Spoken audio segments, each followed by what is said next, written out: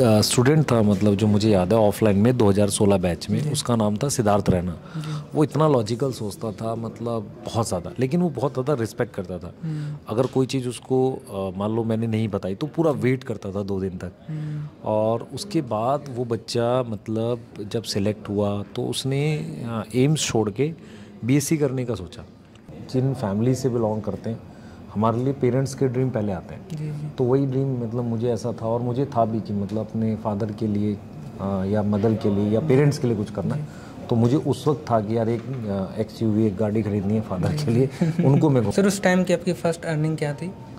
तो उस वक्त शायद 100-200 रुपये मिलते थे कुछ। सर उस टाइम की अर्निंग और अभी की अर्निंग में सर कितना मल्टीपल होगा? कुछ एक राउंड फिगर मल्टीपल होता है कि जब हम स्टूडेंट होते हैं तो उस टाइम सोचते हैं कि बड़े होके कार लेना है, मर्सिडीज़ लेना है, BMW लेना है।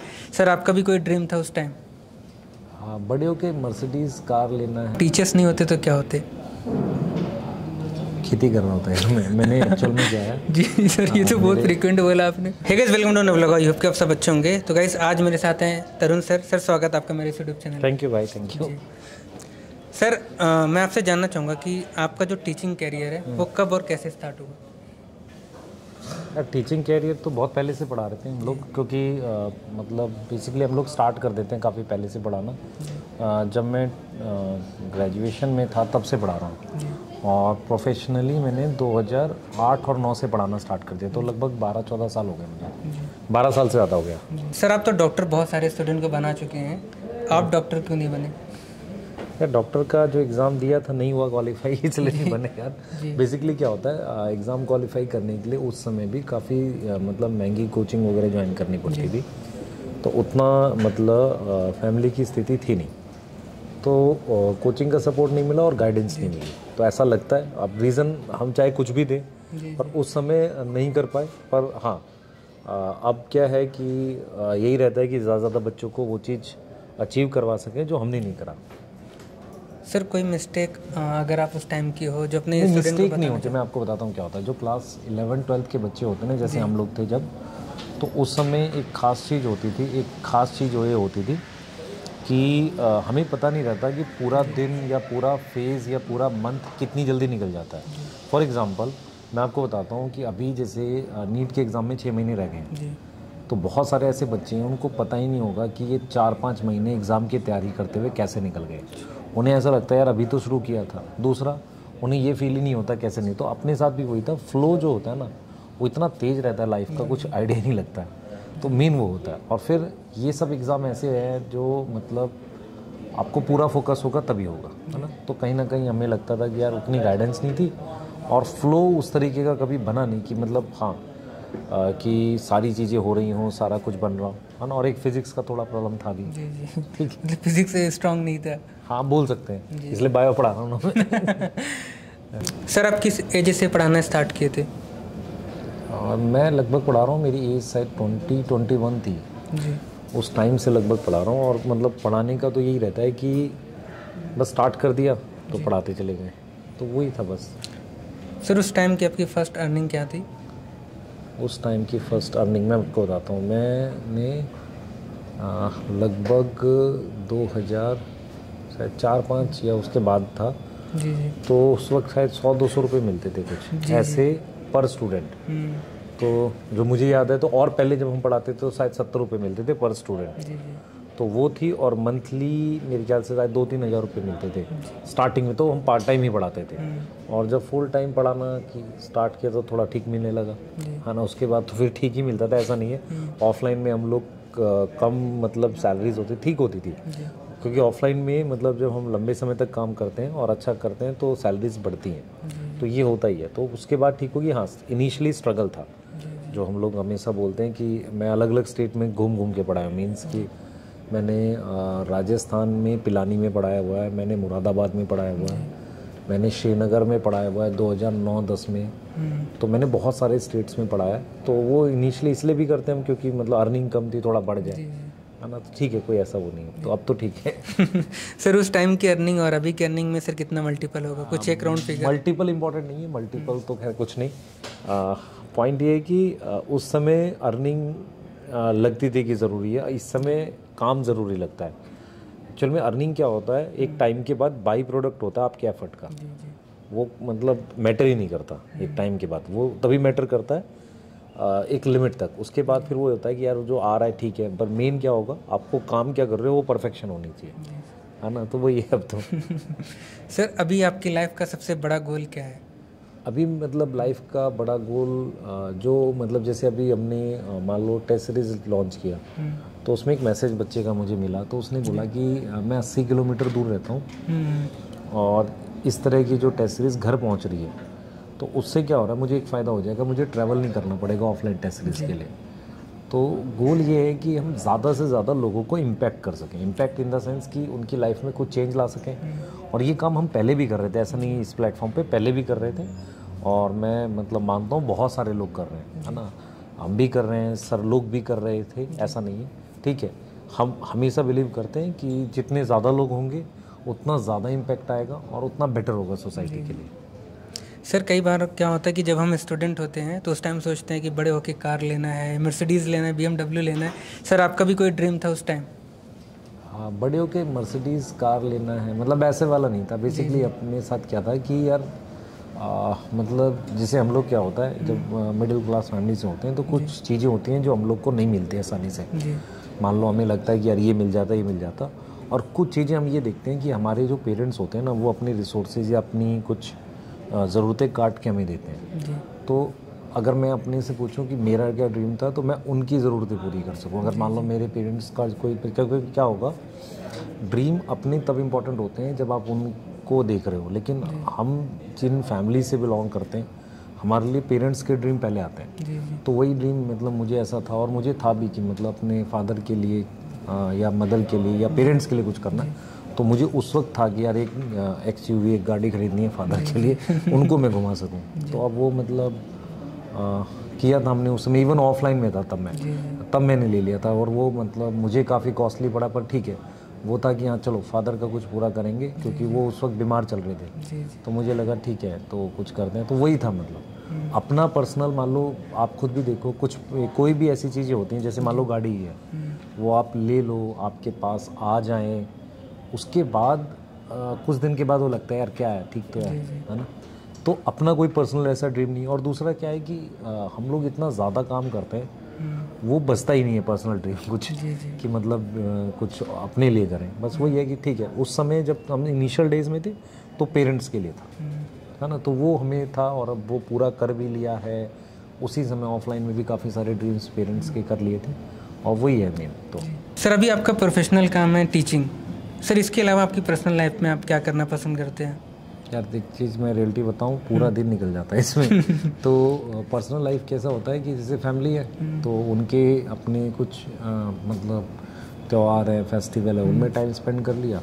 बाकी बहुत सारे काम होते हैं जो घर के पेंडिंग है, वही कर लिए, वही उसी में हो जाता है। बाकी पर्सनल में ऐसा कोई शौक वगैरह नहीं। जैसे मैं मूवीज़ नहीं देखता नॉर्मली, अगर मैं मूवी देख भी रहूँगा तो मैं उसको कैसे करूँगा, मान लो 3 घंटे की मूवी है, मैं 1.5 घंटे में देख डालूंगा, मेन पॉइंट्स देख के उसको खत्म कर देता हूँ। मैं पूरी नहीं देखता, नहीं फीलिंग, मैं मतलब उसकी मेन चीज़ें देख लेता हूँ। मुझे एक्चुअल में स्टोरी में इंटरेस्ट होता है, स्टोरी है, उसका मेन थीम है, वो देख लिया।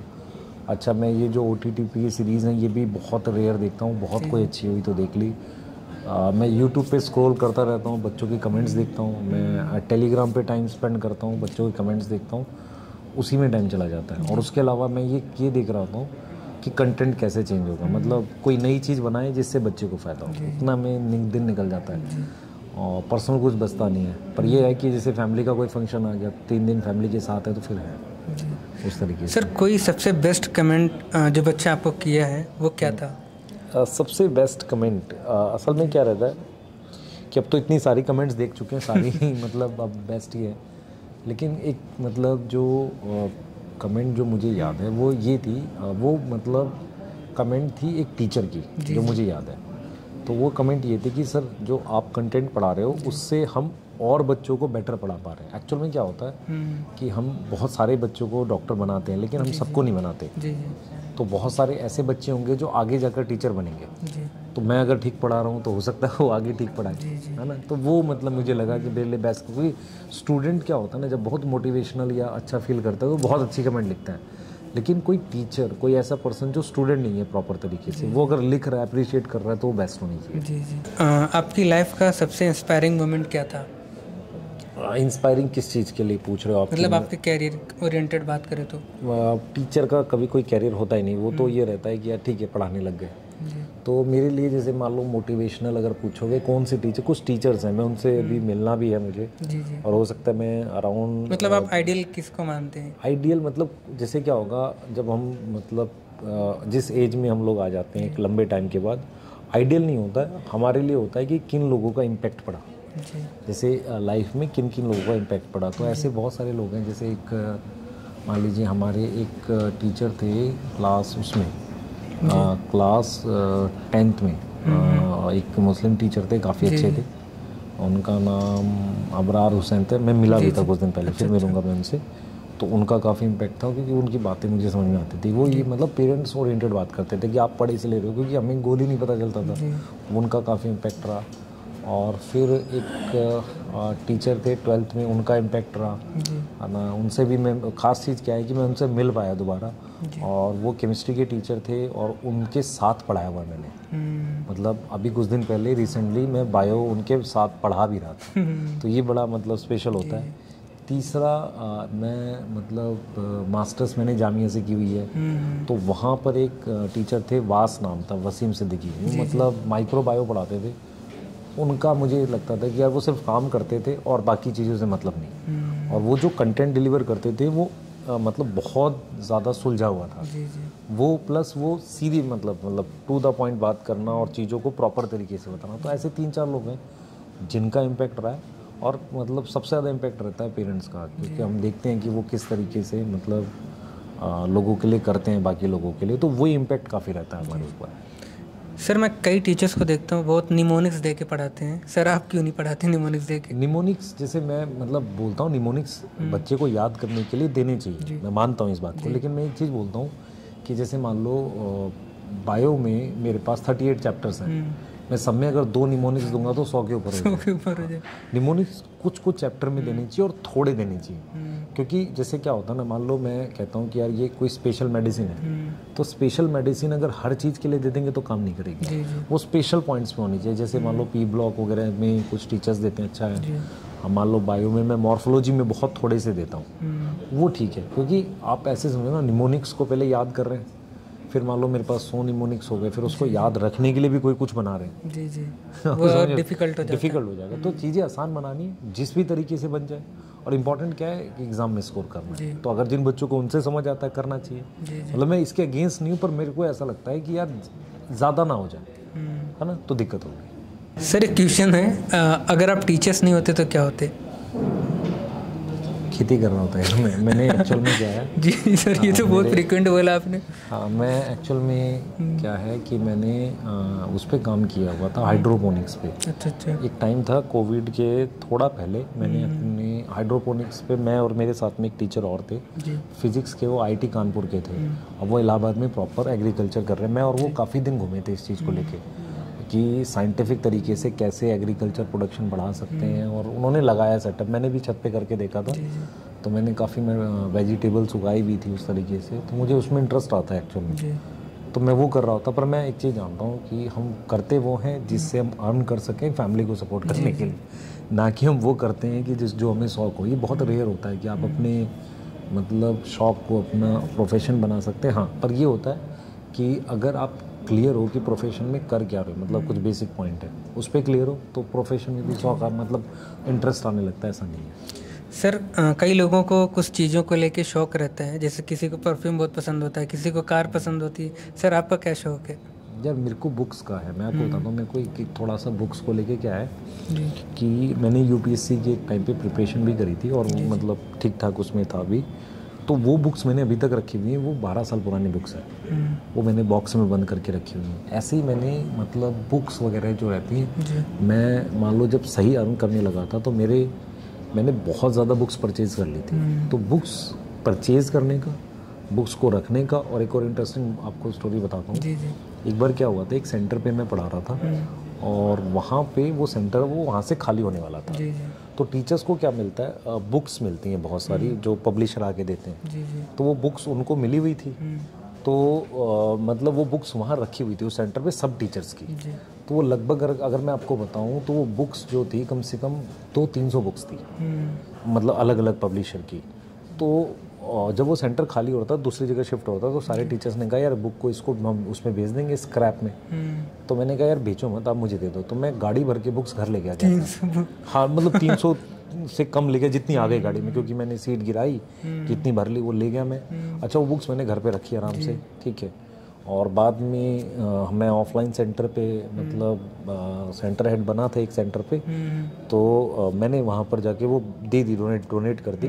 मुझे लगा यार मैं फिजिक्स वाली बुक का क्या करूँगा, पर मैंने वो रख ली थी क्योंकि मुझे ऐसा लगा किसी नीडी को दे दूंगा, या मैं जनरली मतलब रखता हूँ अपने पास बुक्स। मतलब मैं तो इवन जैसे कुछ बायो में नहीं समझ में आता तो मैं एक पतली सी बुक आती है उसकी ऑर्गेनिक के उसकी मैकेनिज्म की, तो मैंने वो बुक भी मतलब परचेज कर ली थी जस्ट ऐसे ही। तो कुछ बुक्स का रहता है तो हम लोग मतलब मेरे को बुक्स का थोड़ा सा रहता है कि यार हाँ इनसे ज़्यादा समझ में आएगा, तो वो मैंने किया हुआ है। सर आप क्लासरूम में फर्स्ट बेंचर थे या लास्ट बेंचर थे?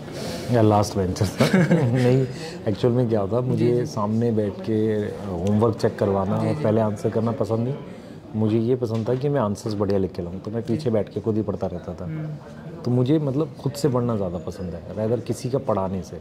तो बायो भी जैसे मेरी खुद की डेवलप की हुई है, आप किसी टीचर की उसमें कभी छाप नहीं देखेंगे। हाँ, पर ये है कि अब मतलब इंडिया भर में बहुत सारे बच्चे उन लॉजिक्स को समझते हैं जो मैंने खुद डेवलप किया। तो मेरे को मतलब लगता है कि ठीक है, खुद पढ़ना ज़्यादा इंपॉर्टेंट होता है। सर कभी ऐसा हुआ कोई स्टूडेंट आपसे क्वेश्चन कर रहा हो और उस टाइम आपको वो क्वेश्चन का आंसर ही नहीं पता हो? हाँ यार, बहुत बार होता है। ऑफलाइन में जब हम स्टार्ट करते हैं ना फर्स्ट टाइम पढ़ाना, तो कई क्वेश्चंस होते हैं जिनके आंसर्स हमें नहीं आते, तो हम बाद में नेक्स्ट डे देख के बताते हैं और फिर वो हमें याद हो जाते हैं। मतलब क्या होता है, ऑफलाइन में लंबे समय तक पढ़ाने से हमें फिर चीज़ें याद भी हो जाती हैं, तो नेक्स्ट टाइम हम उन डाउट्स को क्लास में पढ़ाते हैं। तो यही लर्निंग का तरीका होता है कि टीचर भी सीखता है और जब वो सीख जाता है तो बताता रहता है बच्चों को। तो ऑफलाइन का एक्सपीरियंस ऑनलाइन में बहुत काम आया, तो ये हुआ है और ये मतलब अच्छा है एक्चुअल में। और जब अच्छे स्टूडेंट टीचर को चैलेंज करते हैं तो उसकी खुद की लर्निंग इंप्रूव होती है। सर उस टाइम अवॉइड कैसे किए थे स्टूडेंट को? अवॉइड नहीं, सीधे बोल दिया नहीं आता है। अच्छा अच्छा, मतलब ऐसा घुमा के क्यों बोलना। टीचर बच्चे को इसलिए नहीं पढ़ा रहा कि उसको सब कुछ आता है, वो इसलिए पढ़ा रहा है उसको बच्चे से ज़्यादा आता है। जी जी, ठीक है, कोई ऐसा टीचर ही नहीं जिसको सब कुछ आता हो। तो हमें ये मानना है कि यार ठीक है, हम देख के बता देंगे चल जाता है। तो ऐसा बच्चा एक्चुअल में क्या देखता है, बच्चा ये नहीं देखता कि टीचर को सब कुछ आता है। बच्चा सिर्फ ये देखता है कि टीचर उसके लिए मेहनत कितनी करता है ना। अगर उसको ये समझ में आता है ना टीचर मेरे लिए मेहनत कर रहा है, तो वो भी उतनी मेहनत करता है। सर कोई एम्बेरसिंग मोमेंट क्लासरूम का जब आप ऑफलाइन में पढ़ाते थे, वो आपको अगर याद हो तो आप बताएं। यार एम्बेरसिंग तो कुछ नहीं होता है ऐसा, मतलब मुझे कुछ खास याद नहीं है।